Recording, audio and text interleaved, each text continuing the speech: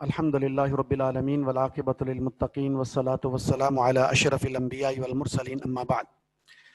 السلام علیکم ورحمۃ اللہ وبرکاتہ. اللہ کے فضل و کرم سے آج ہم کلاس 1 میں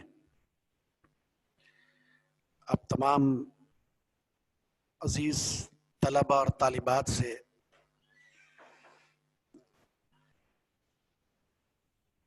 حدیث کی ایک عظیم کتاب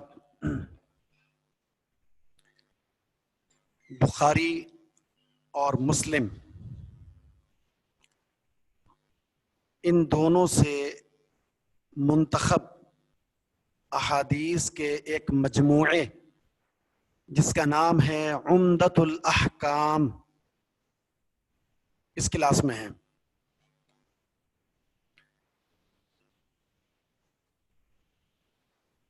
کلاس شروع کرنے سے پہلے تھوڑی سی باتیں آپ سے کر لیں، اس کے بعد پھر ہم کلاس شروع کرتے ہیں باقاعدہ. یہ کتاب یعنی یہ ہماری یہ کلاس حدیث کے بارے میں ہے. ٹھیک، ایک بات، اس میں جو کتاب ہے وہ عمدۃ الاحکام. تیسری بات یہ ہے کہ آج ہماری پہلی کلاس ہے اور آپ میں سے بہت سارے ایسے بھی ہوں گے انشاءاللہ جن کو یہ شرف پہلی دفعہ حاصل ہوا ہوگا کہ وہ طلب علم کے لیے باقاعدہ ایک کلاس میں بحیثیت متعلم، بحیثیت طالب علم وہ بیٹھیں. سب سے پہلے بات آپ عزیز طلبہ یہ ذہن میں رکھ لیں، ہر چیز کے کچھ آداب ہوتے ہیں، ہر چیز کے کچھ آداب ہوتے ہیں جس کو ہم آداب و طالب علم کہتے ہیں. لیکن آج ہم جس پیریڈ میں بیٹھے ہوئے ہیں یہ ہے حدیث کا پیریڈ، تو اس لیے سب سے پہلے آداب و طالب الحدیث، آداب و طالب الحدیث، حدیث کے طالب علم کو کون سے آداب ملحوظ رکھنے ہوں گے حدیث کو پڑھتے ہوئے.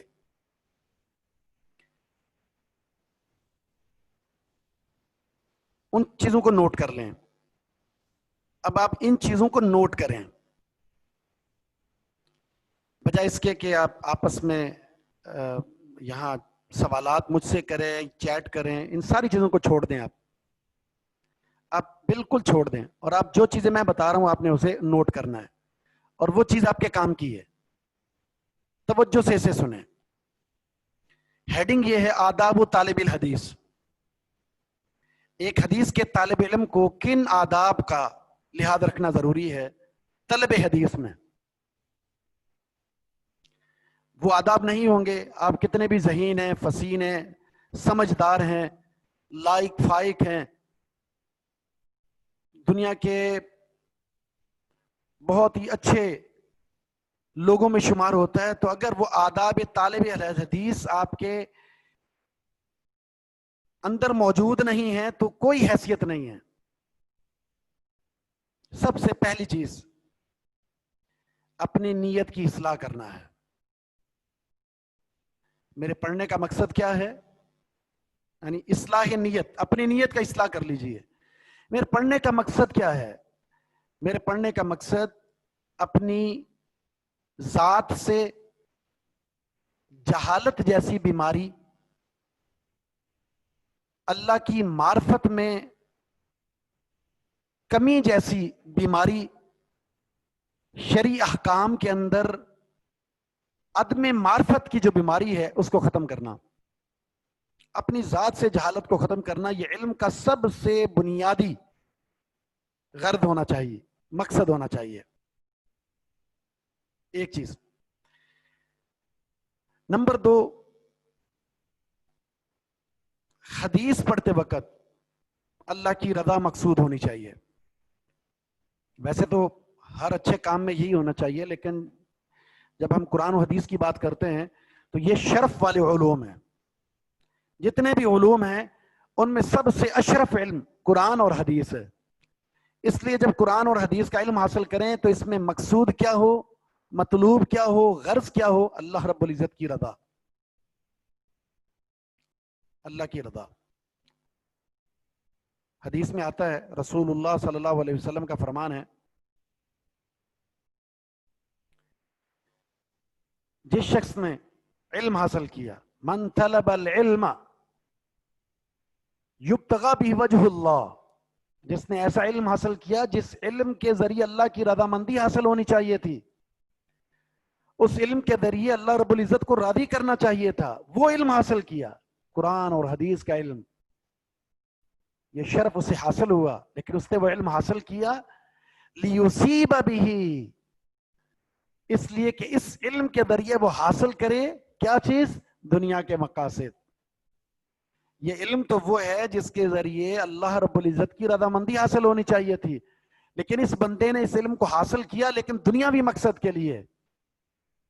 اس کا نقصان کیا ہے؟ اس کا نقصان یہ ہے، لم یجد رائحۃ الجنہ، یہ انسان جنت کی خوشبو سے بھی محروم ہو جائے گا، اور جنت کی خوشبو 500 سال کی مسافت سے آنا شروع ہو جائے گی۔ ایک انسان جنت سے اتنا دور ہے، 500 سال کی مسافت، لیکن یہ شخص جس نے علم کو حاصل کیا جس سے اللہ کی رضامندی حاصل ہوتی تھی، اس کو دنیا کے مقصد کے لیے استعمال کیا، اللہ اس جنت کی خوشبو سے محروم کر دے گا۔ اس لیے رضامندی بہت ضروری ہے، اللہ رب العزت کو راضی کرنا بہت ضروری ہے، اور پھر یہ علم ہر شخص کو نہیں ملتا، یہ موقع بھی ہر شخص کو نہیں ملتا۔ من یرید اللہ بہ خیرا یفقہ فی الدین، اللہ جس سے محبت کرتا ہے، جس سے بھلائی کا ارادہ فرماتا ہے، اللہ رب العزت اس شخص کو اپنے دین کی سمجھ عطا فرما دیتا ہے، اپنے دین کا علم عطا فرما دیتا ہے۔ تو یہ تفقہ، طلب علم، یہ اللہ رب العزت کی اس بندے سے محبت ہوتی ہے، اسے وہ موقع دیا ہے، اب اس موقع کا فائدہ اٹھا کر وہ اللہ کی رضا کو حاصل کر لے، یا اس موقع کا فائدہ نہ اٹھائے اور وہ اللہ رب العزت کے وبال کا مستحق ہو جائے۔ تیسری چیز، جب وہ علم حاصل کر رہا ہے حدیث کا، تو امام مالک رحمہ اللہ کے بارے میں آتا ہے، امام مالک رحمہ اللہ فرماتے ہیں، بلکہ ان کے بارے میں ان کے تلامذہ یہ نقل کرتے ہیں، جب حدیث کا علم حاصل کر رہے ہوتے تھے، حدیث کا علم طلبہ کو دے رہے ہوتے تھے، حدیث کی نشر و اشاعت میں ہوتے تھے، تو ان کا لباس سب سے بہترین ہوتا تھا، ان کی وضاقتہ بہت ہی عمدہ ہوتی تھی، باوضو ہو کر، خوشبو لگا کر، اچھا لباس پہن کر، اپنے حلیوں کو بہتر بنا کر، وہ مجلس علم الحدیث یعنی حدیث کی مجلس میں وہ تشریف لایا کرتے تھے، اور جب حدیث پڑھایا کرتے تھے اتنے سکون سے وہ حدیث پڑھاتے تھے، اور طلبہ اتنے سکون سے حدیث پڑھتے تھے، کوئی ادھر ادھر توجہ نہیں، یوں محسوس ہوتا اگر ان کے سر پر پرندہ بھی بیٹھ جائے تو وہ سکون سے بیٹھا رہے، وہ ہلے نہ، اڑے نہ، اتنی مجلس کے اندر سکون اور اطمینان کی کیفیت ہوا کرتی تھی۔ یہ قرآن اور حدیث کا جب علم ہو تو اتنا اشرف علم ہے کہ اس کے لیے ہماری وضاقتہ بھی عمدہ ہونی چاہیے، ہمارا انداز مجلس بھی عمدہ ہونا چاہیے، ہماری بیٹھک بھی عمدہ ہونی چاہیے، اور پرسکون بیٹھ کر، بڑے اطمینان کے ساتھ بیٹھ کر اس حدیث کو سنیں اور سمجھنے کی کوشش کریں۔ اپنی تمام مصروفیات کو، اپنی تمام توجہ کو، اپنی تمام مشغولیات کو بالائے طاق رکھ کر اب اس کے لیے اطمینان اور سکون اختیار کریں۔ اس کے بعد چوتھی چیز، علم میں رسوخ کے لیے 3 چیزوں کا احترام بہت ضروری ہے، 3 چیزوں کا، اپنی مجلس علم کا جہاں بیٹھ کر آپ علم حاصل کر رہے ہیں، جو آپ کا ادارہ ہے، جو آپ کا جامعہ ہے، جو آپ کا اسکول ہے، جو آپ کا مدرسہ ہے۔ نمبر 2، جس کتاب سے آپ علم حاصل کرنے کی کوشش کر رہے ہیں اس کتاب کا بڑا احترام کریں، بڑے ہی ادب کے ساتھ، بڑے پیار کے ساتھ اس کتاب کو اٹھائیں، اسے رکھیں، اسے سنبھالیں. یہ آپ کا خزانہ ہے. آپ سونے اور چاندی کو بڑا سنبھال کر رکھتے ہیں، یقین جانیں یہ دنیا میں ہمیں تباہ کر دیں گے اور آخرت میں بھی تباہ کر دیں گے. لیکن یہ علم جن کتابوں سے ہم سیکھ رہے ہیں، یہ دنیا اور آخرت میں ہمارے لیے سعادت مندی کا سبب ہے. ان کا احترام.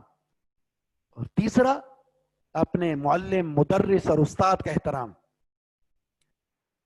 اگر اپنے ادارے کا، اپنی کتب کا اور اپنے استاد کا احترام نہیں ہے، ان تین چیزوں کے احترام کے بغیر اگر کوئی بڑا ذہین، لائق، فائق طالب علم ہے اور وہ چاہتا ہے کہ میں بہت سی منازل کو طے کر لوں، سیڑھیوں پر چڑھتے چڑھتے ایک عمدہ مقام اور منصب تک پہنچ جاؤں، تو وہ یقین جانے اس کی ذہانت، اس کی فطانت، اس کا ذہین ہونا، اس کا لائق اور فائق ہونا، اس کا سمجھدار ہونا، اس کا مالدار ہونا، وہ اسے اس کی منزل تک کبھی نہیں پہنچا سکتا. احترام ضروری ہے. یعنی وہ طالب علم با اخلاق ہو، با کردار ہو، بڑوں کا احترام کرتا ہو، چھوٹوں سے پیار کرتا ہو، اپنے ماں باپ کے ساتھ احسان اور شفقت کا طریق اختیار کرتا ہو. تو اس کا یہ جو انداز ہے، سب کے ساتھ بڑے اخلاقی. دیکھیں جو طالب حدیث ہوتا ہے، طالب علم ہوتا ہے، وہ سب سے فوقیت رکھتا ہے. وہ سب سے فوقیت رکھتا ہے. وہ ایک عام انسان کی طرح نہیں ہوتا. اس میں ایک عام انسان سے ایک امتیازی خوبیاں اس کے اندر پیدا ہو جاتی ہیں. اور وہ خوبیاں کون سی ہیں؟ اس کا چلنا بھی الگ ہوتا ہے، اس کا اٹھنا بھی الگ ہوتا ہے، اس کا پینا بھی الگ ہوتا ہے، اس کا پہننا بھی الگ ہوتا ہے، اس کی سوچ بھی الگ ہوتی ہے. اس کا وجود ہی عمدہ اخلاق کا مرکز ہوتا ہے. یہ کون ہے؟ یہ اشرف علم کو حاصل کرنے والا انسان. امام بخاری کے شیخ ہیں عاصم، ان کا ایک بہترین قول ہے، وہ آپ کو بتاتا ہوں. وہ کہتے ہیں من طلب الحدیث فقد طلب اعلی الامور. جس نے حدیث کا علم حاصل کیا، اس نے سب سے عمدہ چیز کو حاصل کیا ہے. جو حدیث کا طالب علم ہے وہ سب سے عمدہ چیز کا طالب ہے. فعلیہ ان یکون من خیر الناس. کیا ہونا چاہیے؟ اس کے لیے ضروری ہے کہ اب وہ لوگوں میں بھی سب سے بہتر بن جائے.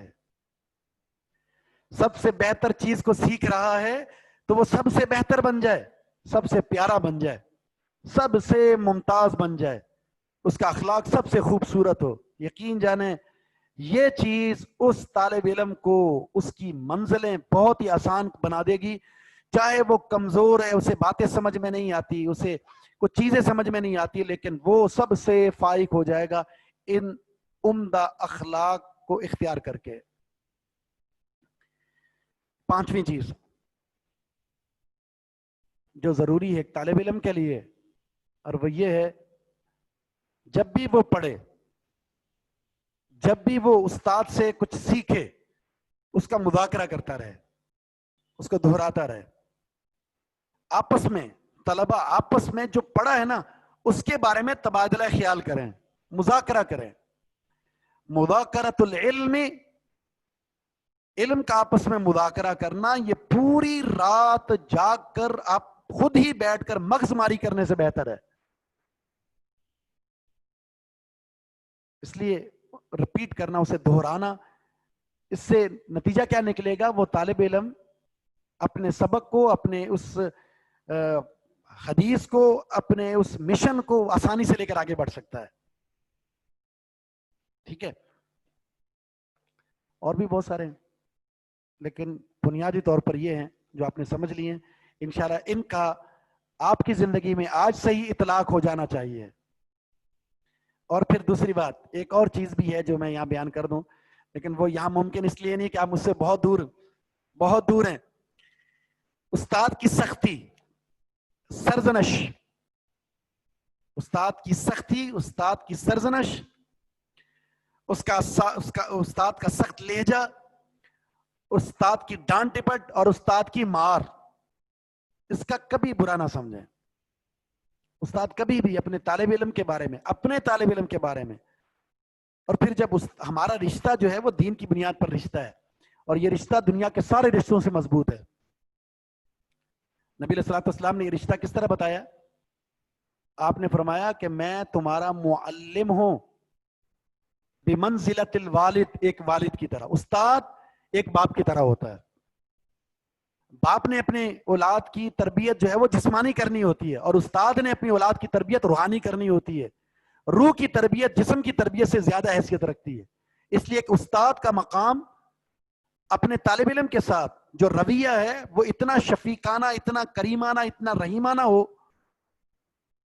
کہ اس نے اسے ایک منزل تک پہنچانا ہے. اور اس میں اگر کوئی سختی آ جائے، ڈانٹ ڈپٹ آ جائے، سخت پہلو آ جائے، تو اسے شفقت کے ساتھ قبول کر لینا ہے. ٹھیک ہے جی. اب ہم آتے ہیں اپنے سبق کی طرف. ہماری جو سبجیکٹ ہے وہ آپ جانتے ہیں، وہ حدیث ہے، اور اس کتاب کا نام ہے عمدۃ الاحکام. بہترین احکام پر مشتمل یہ کتاب ہے. اور ہم کتاب کو شروع کرنے سے پہلے کچھ بنیادی باتیں ہیں وہ کریں گے آپ سے. نماز کا ٹائم بھی ہونے والا ہے، 2-3 منٹ بعد ہم کلاس ختم کر دیں گے، اس کے بعد پھر نماز کے بعد شروع کریں گے انشاءاللہ. اچھا، اب بات یہ ہے کہ یہ جو کتاب ہے اس کے اندر کوئی 450 کے قریب حدیثیں ہیں. ہم زیادہ تر حصہ انشاءاللہ پڑھیں گے. ہر موضوع کو کور کیا گیا بڑے اختصار کے ساتھ.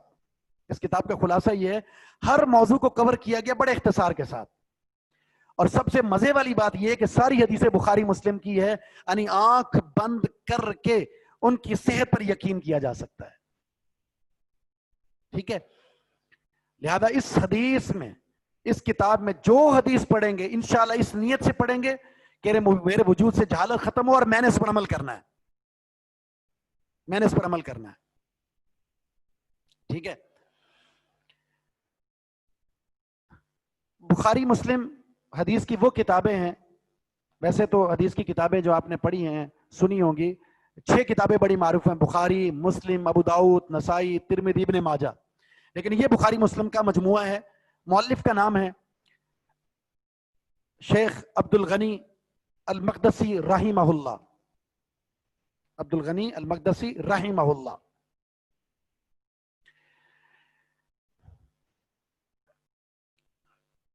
حدیث کسے کہتے ہیں؟ حدیث کا مقام کیا ہے؟ حدیث جو ہے،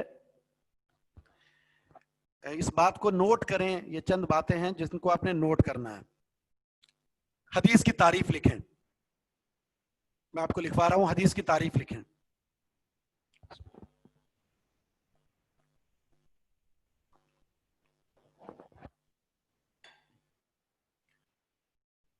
ہر وہ قول،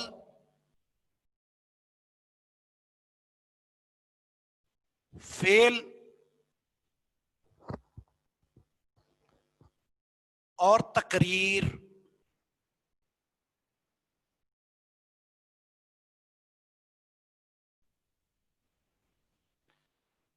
آپ سے کسی سے میں نے حدیث کی تعریف نہیں پوچھی، میں لکھوا رہا ہوں اور آپ لکھیں. کسی کو حدیث کی تعریف کرنے کو میں نے نہیں کہا، لکھنے کو کہا. لکھیں. اللہ کے رسول صلی اللہ علیہ وسلم کا ہر وہ قول، فعل اور تقریر جس کی نسبت رسول اللہ صلی اللہ علیہ وسلم کی طرف ہوتی ہو وہ حدیث ہے. ہر قول، فعل اور تقریر جس کی نسبت رسول اللہ صلی اللہ علیہ وسلم کی طرف ہوتی ہو اسے حدیث کہتے ہیں. ٹھیک ہے. اب قول سے کیا مطلب؟ قول کا مطلب ہے اللہ کے رسول کے فرامین. ٹھیک ہے. فرامین میں تشریح کرتا ہوں اس کی. جیسے نبی علیہ الصلوۃ والسلام کا فرمان ہے، صلو کما رأیتمونی اصلی، نماز اس طرح پڑھو جس طرح تم نے مجھے پڑھتے ہوئے دیکھا ہے. انما الاعمال بالنیات، تمام اعمال کا دار و مدار نیت پر. یہ کیا ہے؟ اللہ کے رسول کے فرامین ہے. اس کو قول کہتے ہیں.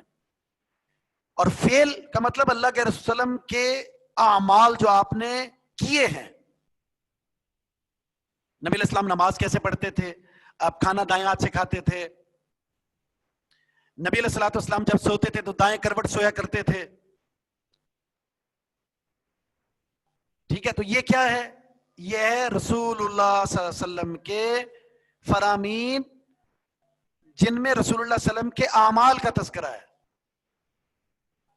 इसलिए एक थोड़ा सा फर्क है, बस कौल को हदीस कहते हैं और फेल को सुन्नत कहते हैं, एक तारीफ है ये। और तकरीर का मतलब ये है, तकरीर का मतलब ये है नबी अलैहिस्सलातु वस्सलाम की जिंदगी में सहाबा इकराम ने कोई काम किया हो, सहाबा ने कोई काम किया हो और नबी अलैहिस्सलातु वस्सलाम ने उस काम को देखकर जानकर रोका ना हो। नबी अलैहिस्सलातु वस्सलाम की मौजूदगी में कोई सहाबा ने काम किया और आपने उससे मना ना किया हो, इनकार ना किया हो, तो उसे कहते हैं तकरीरी हदीस। क्योंकि आपका किसी काम पर इनकार करना ये उसके जायज होने की, इनकार ना करना ये जायज होने की निशानी है। ठीक है जी, तो ये है हदीस की तारीफ। मजीद बातें हम आप इंशाल्लाह करते हैं। बाकी इसमें इंशाल्लाह पढ़ेंगे हम मगरिब का नमाज का जो वक्त है वो अजान मगरिब से शुरू होकर कब तक चलता है। तो इसमें अगर 5 मिनट 10 मिनट कोई ताखीर भी हो जाए अजान के बाद, तो अक्सर ये हम समझते हैं कि नमाज मगरिब का वक्त बहुत महदूद होता है, अजान होते ही पढ़ लेना चाहिए। तो ऐसा नहीं है, परेशान होने की जरूरत नहीं है, और हमें भी पता है, हमने भी नमाज पढ़नी है, तो लिहाजा इसका इजहार बार बार करने की जरूरत नहीं है, ये खामा का खलल आता है बीच में। इंशाल्लाह हमने भी पढ़नी होती है और हम भी पढ़ेंगे, और नमाज का वक्त हमें मालूम है, आप सब ने भी पढ़नी होती है। अगर उसमें 10-15 मिनट क्लास की वजह से ताखीर भी हो जाए तो इंशाल्लाह कोई हर्ज नहीं है। तो हम नमाज पढ़ते हैं इंशाल्लाह, उसके बाद फिर दोबारा शुरू करते हैं। सुब्हानक अल्लाहुम्मा व बिहम्दिका अशहदु अल्ला इलाहा इल्ला अंता अस्तगफिरुका व अतूबु इलैक।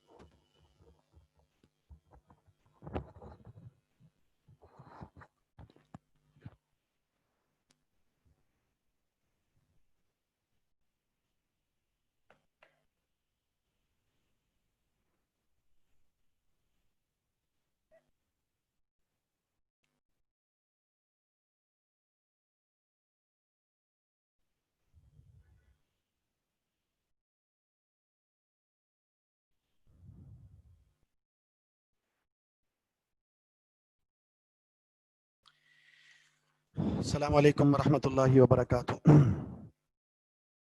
अल्हम्दुलिल्लाह वस्सलातु वस्सलामु अला मन ला नबिय्य बअदा। हदीस की तारीफ आपने सुन ली थी, अब कुछ बातें मजीद हम कर लेते हैं और आप अपनी तवज्जो जो है वो लिखने पर मबजूल करें।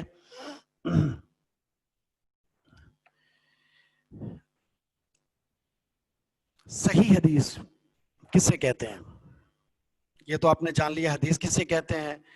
अब दूसरी बात है सही हदीस किसे कहते हैं। 5 शर्तें अगर हदीस पे पाई जाती हैं किसी हदीस की सनद में, तो वो सही हदीस कहलाती है। हदीस के 2 हिस्से होते हैं, सनद और मतन। सनद और मतन ये हदीस के 2 हिस्से होते हैं।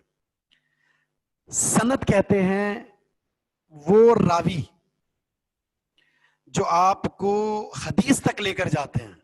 रावियों का जो सिलसिला होता है ना, एक शागिर्द ने अपने उस्ताद से, फिर उसने अपने उस्ताद से, फिर उसने अपने उस्ताद से, एक सिलसिला होता है रावियों का। रावियों का वो सिलसिला जो हदीस तक पहुंचा दे, इसे सनद कहते हैं। और जब हदीस शुरू हो जाती है उसे मतन कहते हैं, मीम ता नून, मतन। ठीक है।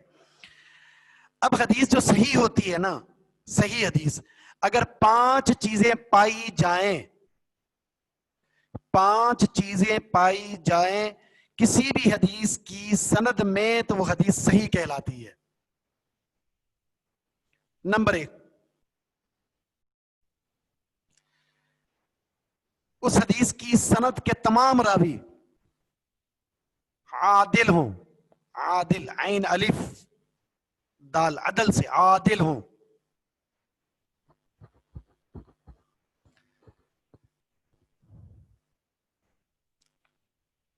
اچھا، عادل کا مطلب کیا ہوتا ہے؟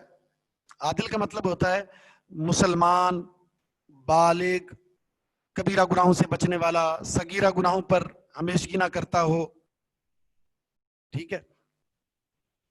حتیٰ کہ معاشرے میں جو چیزیں معیوب سمجھی جاتی ہیں نا، ان چیزوں سے بھی اجتناب کرتا ہو، اسے عادل کہتے ہیں.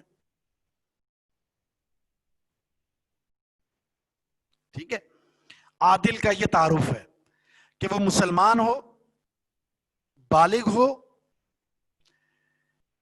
کبیرہ گناہوں سے بچتا ہو، صغیرہ گناہوں پر اصرار نہ کرتا ہو یعنی مستقل، اور حتیٰ کہ معاشرے میں جن چیزوں کو ناپسند سمجھا جاتا ہے اس سے بھی بچتا ہو. دوسری شرط، یہ تو پہلی شرط کا تعارف تھا. دوسری چیز 2 دفعہ میں نے بتا دی ہے. اب کسی نے لکھا ہے تو ذرا بتا دیجئے گا، سینڈ کر دیں. دوسری چیز، راوی کیا ہو؟ تام الضبط ہو. تام الضبط، آخر میں انشاءاللہ بورڈ پر اس کو لکھ دوں گا. تام الضبط یعنی مکمل حافظے والا. تام الضبط کا مطلب ہوتا ہے مکمل حافظہ. اس کا حفظ جو ہے نا 100% کام کرتا ہو. 100% کام کرتا ہو. دیکھیں ضبط 2 طرح کا ہوتا ہے. ایک جو نوٹ آپ لکھیں وہ بھی محفوظ ہو، کہاں رکھے ہوئے ہیں، اور اس میں کوئی تبدیلی نہ کر سکتا ہو. نوٹ آپ کے جو آپ نے کتابوں میں لکھا، اپنی کاپیاں بنائی، وہ محفوظ ہوں. اور نمبر 2، جو آپ نے اس دماغ کے اندر محفوظ کر رکھا ہوا اس میں ذرہ برابر بھی غلطی نہ ہوتی ہو. اس کو کہتے ہیں تام الضبط، مکمل حافظہ. آج المیہ یہ ہے کہ نہ تو ہمارے پاس حافظہ، ذہن میں محفوظ کرنے والی جو میموری ہے ہماری، نہ تو وہ کام کر رہی ہے، اور نہ ہی جو ہماری تحریر جو ہم نے لکھی بھی ہوتی ہے اپنے ہاتھ سے وہ محفوظ ہے. کوئی چیز محفوظ نہیں. ٹینشنیں اتنی پالی ہوئی ہیں، مصروفیات اتنی زیادہ ہیں، سوچ و بچار اتنی زیادہ ہے، پروگرام اس قدر زیادہ ہیں کہ اگر کوئی چیز یاد بھی کر لیں تھوڑی دیر کے بعد بھول جاتی ہے. کچھ لکھ بھی لیں تو پتہ ہی نہیں چلتا کہاں رکھا ہے. تو اب اندازہ لگائیں جو حدیث کے راوی ہیں وہ اپنے حافظے کے، میموری کے کتنے بڑے پہاڑ ہوں گے، جنہیں 5 لاکھ احادیث اس طرح یاد تھی جس طرح سورۃ الفاتحہ میں یاد ہوتی ہے. ایسے ایسے محدثین اللہ تعالیٰ نے اپنے دین کی حفاظت کے لیے پیدا کیے تھے.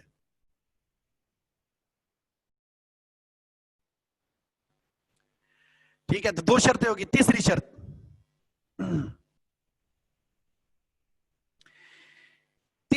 یہ ہے کہ سند متصل ہو. سند متصل ہونے کا مطلب یہ ہے راویوں کی جو لڑی ہے نا، یہ سند حدیث تک لے جانے والا راویوں کا یہ جو سلسلہ ہے، بیچ میں کہیں بھی انقطاع نہ ہو. ایسا نہ ہو کہ ایسا کسی جگہ پر بھی نہ ہو کہ کسی بھی راوی نے حدیث بیان کی اپنے شیخ سے، لیکن اس نے سنا ہی نہ ہو. بیچ میں انقطاع نہ ہو، یعنی 2 راویوں کے بیچ میں کوئی راوی ایسا نہ ہو جو ان کے بیچ میں تھا لیکن وہ نہیں ہے. جب ہاتھ ٹوٹ جاتا ہے تو کیا ہوتا ہے؟ پوری چین ختم ہو جاتی ہے، پوری چین، پورے دانے نکل جاتے ہیں. اسی طرح حدیث کی سند کے اندر کہیں سے اگر ایک راوی بھی گر جائے تو پوری سند بیکار ہو جاتی ہے. اس لیے کہا کہ تیسری شرط یہ کہ سند متصل ہو، یعنی پوری سند کے اندر کہیں بھی کوئی راوی نہ گرا ہوا ہو. اس کو کہتے ہیں متصل سند. 3 شرطیں ہوں گی. چوتھی شرط، شاذ نہ ہو. شاذ، شین الف اور آخر میں ذال، شاذ. وہ شاذ نہ ہو. شاذ کا مطلب یہ ہوتا ہے ایک راوی اپنے بڑے راوی کی، اپنے سے بڑے ثقہ راوی کی مخالفت نہ کر رہا ہو. وہ ایک حدیث بیان کر رہا ہے اور اس حدیث کو بیان کرتے ہوئے اس نے اپنے سے بڑے کسی حافظ، اپنے سے بڑی جماعت کی مخالفت کر دی. اس نے، راوی کہتے ہیں حدیث کو بیان کرنے والا، ٹھیک ہے، کوئی حدیث بیان کر رہا ہے، بیان کرتے ہوئے اس نے بڑی جماعت کی مخالفت کر دی ہے. اپنے سے بڑے اوسق راوی، جو اس سے بڑا ذہین، فتین، سمجھدار، حافظے کا پہاڑ ہے، اس کی مخالفت کر دی. تو ایسا بھی نہ ہو. اسے کہتے ہیں شاذ نہ ہو، یعنی اس میں مخالفت نہ ہو. حدیث بیان کرنے والا اپنے سے بڑے امام کی مخالفت نہ کر رہا ہو. چوتھی، پانچویں شرط یہ ہے کہ اس میں کوئی علت نہ ہو. کوئی علت نہ ہو. علت کا مطلب یہ ہوتا ہے کہ کوئی باریک سی ایسی چیز، بڑی مخفی سی کوئی ایسی چیز جو نظر نہیں آ رہی لیکن وہ حدیث کی صحت کے لیے نقصان دہ ہے، ایسا بھی نہ ہو. ان کتاب کا مطلب ہے منقطع ہو جانا، بیچ میں سے راوی کا گر جانا. ٹھیک ہے، تو حدیث کیا ہو؟ راوی عادل ہو، سب حافظ ان کا حفظ مکمل ہو، سند متصل ہو، جڑی ہوئی ہو، کہیں بیچ میں کوئی بریک نہ ہو، راوی نہ گرا ہوا ہو، حدیث بیان کرنے والا گرا ہوا نہ ہو. شاذ کا مطلب ہے کوئی اپنے سے بڑے کی مخالفت نہ کر رہا ہو اور علت کوئی نہ ہو، اس میں کوئی علت نہ ہو. کوئی علت نہ ہونے کا مطلب کیا ہوتا ہے کہ اس میں کوئی ایسی خفیہ چیز، ظاہراً یا خفیہ کوئی ایسی چیز جو حدیث کی صحت کے لیے نقصان دے، وہ بھی اس میں موجود نہ ہو. جی، متصل کا مطلب ہے کہ ملاقات ہو. یہ 5 شرطیں دنیا کے کسی عدالت کے اندر نہیں ہیں.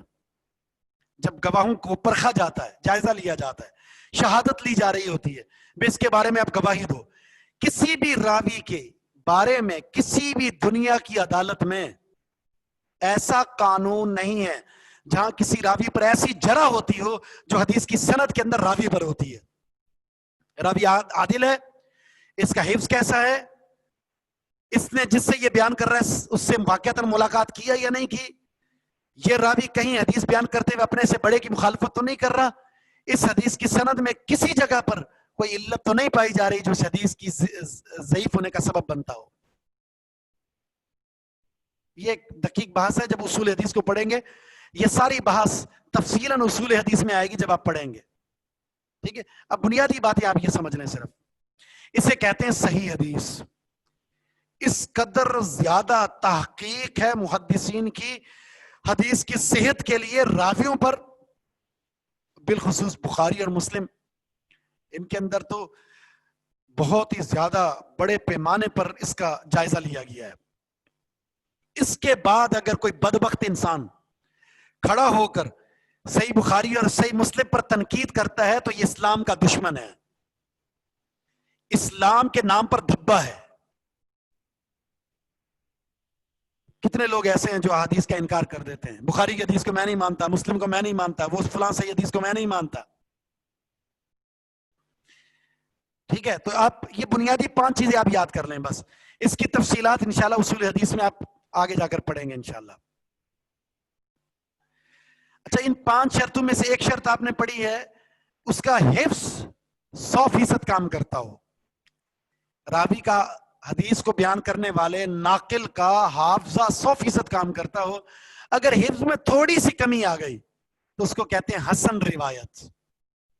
باقی 4 شرطیں وہ ہیں، حافظہ تھوڑا سا کم ہوتا ہے، جب کسی راوی کا حافظہ کم ہو جائے تھوڑا سا تو اس کی حدیث کو حسن کہتے ہیں.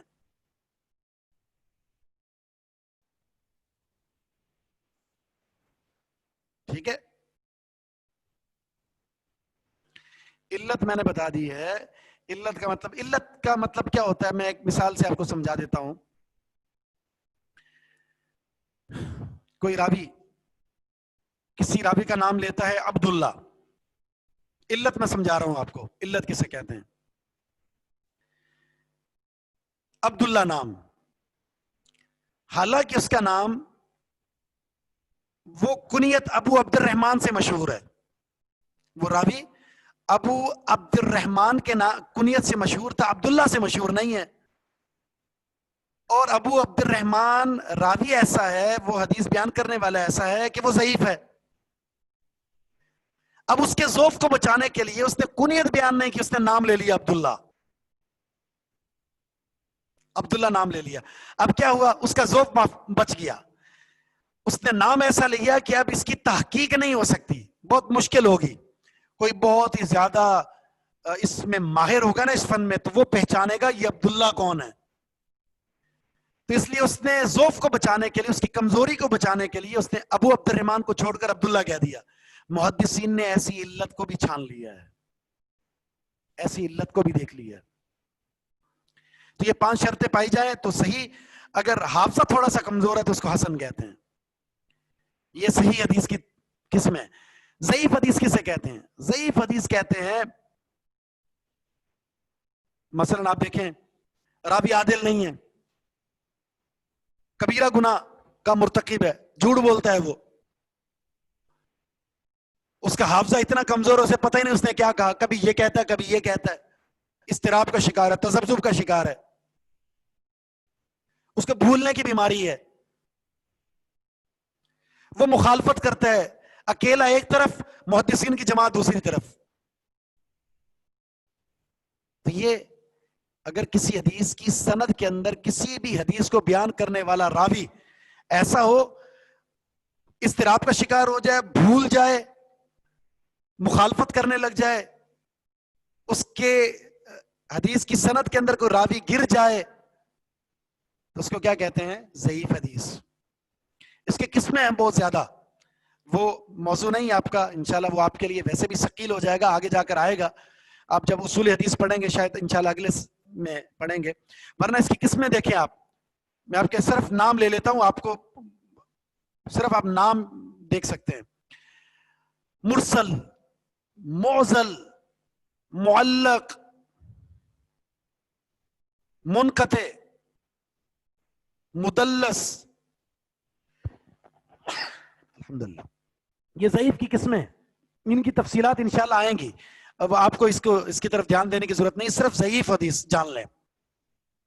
ضعیف حدیث جن میں یہ شرطیں موجود نہ ہوں جو صحیح اور حسن کی آپ کے سامنے ذکر کی گئی ہیں.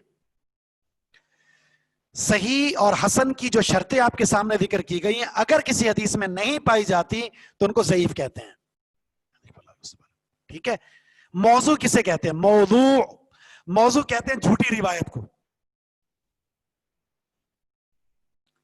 موضوع کہتے ہیں جھوٹی روایت کو جس کو بیان کرنے والا کذاب راوی ہو.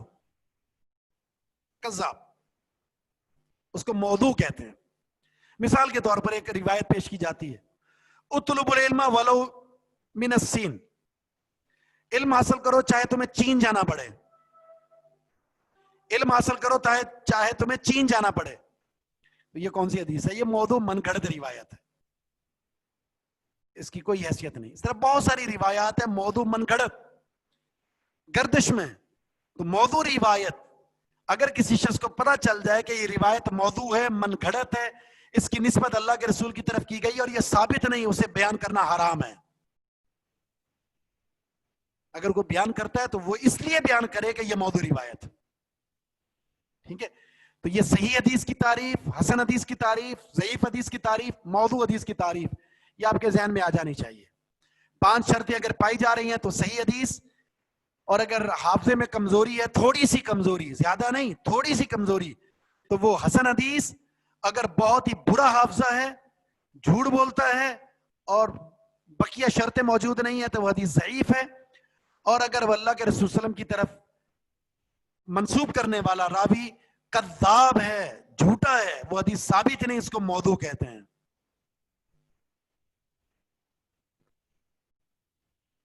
ٹھیک ہے.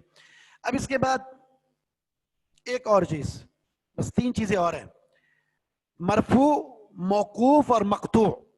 انہیں بھی نوٹ کر لیں، یہ حدیث کی بہت ضروری اصطلاحات ہیں. مرفوع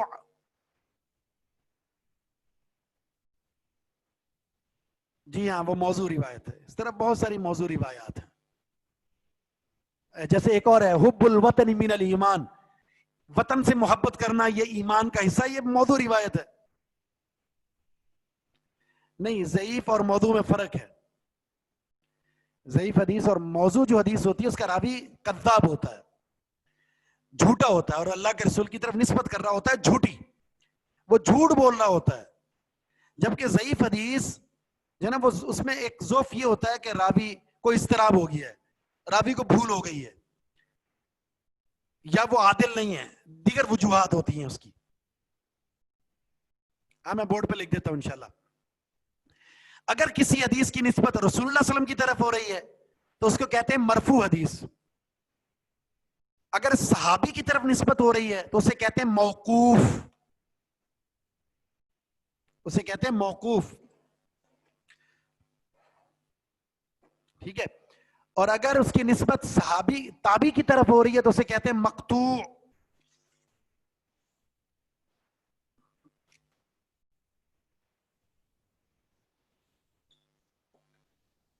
مرفوع، موقوف،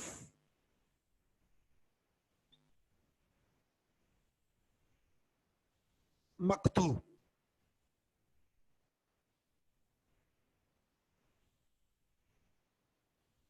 رسول کی طرف نسبت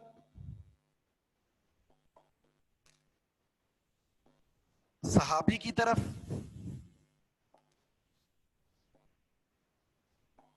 تابعی کی طرف.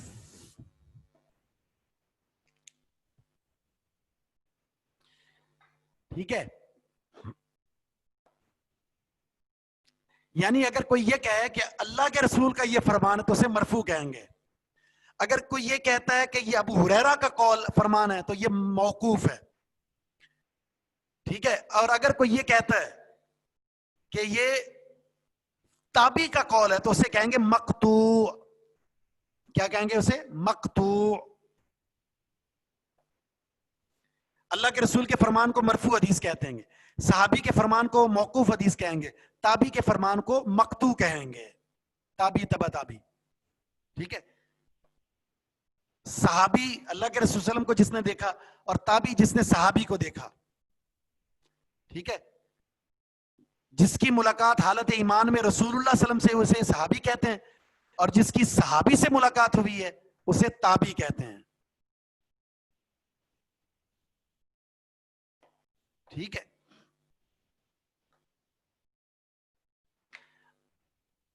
ہمارے ٹائم تو ختم ہو چکا، لیکن میں ایک بات ضروری سمجھتا ہوں کہ حدیث اور قرآن دونوں حجت ہیں. اگر آپ سے یہ سوال ہو ہمارے شریعت اسلامی کا مصدر کیا ہے، ماخذ جہاں سے ہم نے دین لینا ہے، اخذ کرنا ہے، شریعت اسلامی کا مصدر ماخذ جہاں سے ہم نے شریعت کو لینا ہے وہ کیا ہے؟ تو صرف دو چیزیں ہیں، صرف دو چیزیں. نمبر ایک قرآن، اور نمبر دو محمد صلی اللہ علیہ وسلم کا فرمان. باقی ساری چیزیں ان کے تابع ہیں. قرآن اور حدیث آپس میں مخالف نہیں ہیں. کچھ لوگ کہتے ہیں قرآن کو مانیں گے حدیث کو نہیں مانیں گے، قرآن کو مانیں گے حدیث کو نہیں مانیں گے، کیونکہ ایک حدیث قرآن کے مخالف ہے تو وہ خود مخالف ہو سکتا ہے. صحیح حدیث قرآن کے مخالف نہیں ہے. جس طرح قرآن حجت ہے اسی طرح اللہ کے رسول صلی اللہ علیہ وسلم کا فرمان بھی حجت ہے. دونوں میں کوئی مخالفت نہیں ہے. ہمارے علم کی کمزوری ہے، ہمارا علم ناقص ہے اگر ہم یہ کہتے ہیں کہ حدیث قرآن کے مخالف ہے. بالکل نہیں، ہر صحیح حدیث قرآن کے بالکل موافق ہے.